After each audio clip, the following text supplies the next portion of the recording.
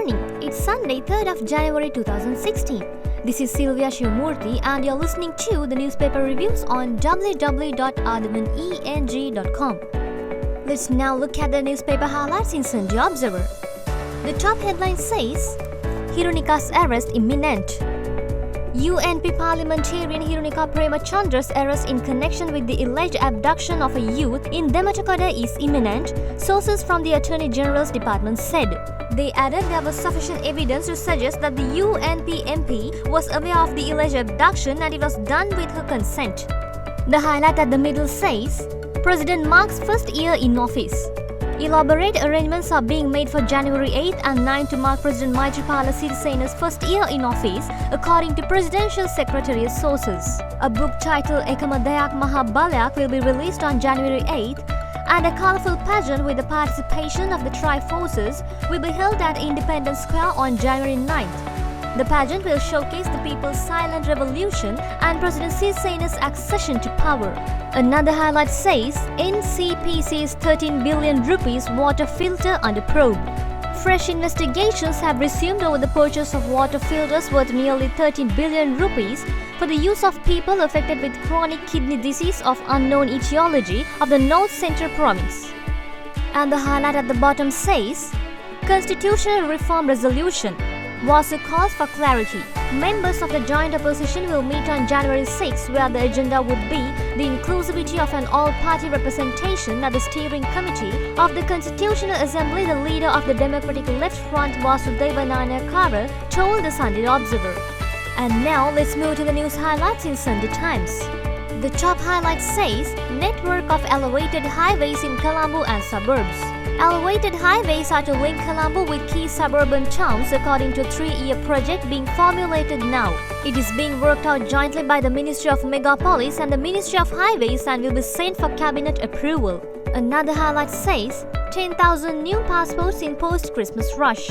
At least 10,000 fresh passports were issued during the 4-day post-Christmas rush as thousands of people thronged the immigration department in Borala to beat the fee increase which came into effect on Friday, a top official said yesterday. There's another highlight which says, Policy reversal. Foreign vessels to fish under Lankan flag. Foreign fishing companies are to be invited again to carry out fishing operations under the Sri Lankan flag, but under strict regulations including an observer on board, a senior official said yesterday. Fisheries Director General M.C.L. Fernando told the Sunday Times that foreign vessels would have to adhere to regulations which had been gazetted and would be presented in Parliament next week for approval. And the highlight at the bottom says, prices of imported food items saw shortages possible. The prices of a variety of imported food items shot up from Friday, January 1st after the 3 levies announced in the budget became effective. The items include chickpeas, dal and canned fish products, with traders warning that the new levies would have a spiraling effect on the prices.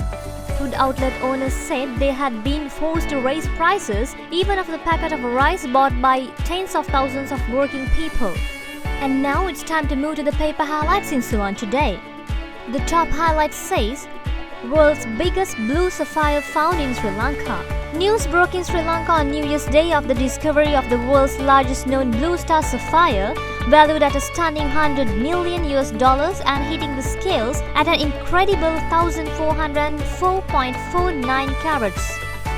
Another highlight says, 2,000 million rupees vehicle import duty fraud. Ceylon Today and our sister paper Maubima recently revealed a massive tax fraud involving a minister who had allegedly given the green light to the customs to release 700 undervalued vehicles with a concession in import duty. The highlight at the middle says, The Lonely Death of Somavati. And another highlight says, Stinking to High Heaven. And another highlight says, How Vijay Veera lived with her family for 2 years. The highlight at the bottom says, Ranjit Pedi's late gunman.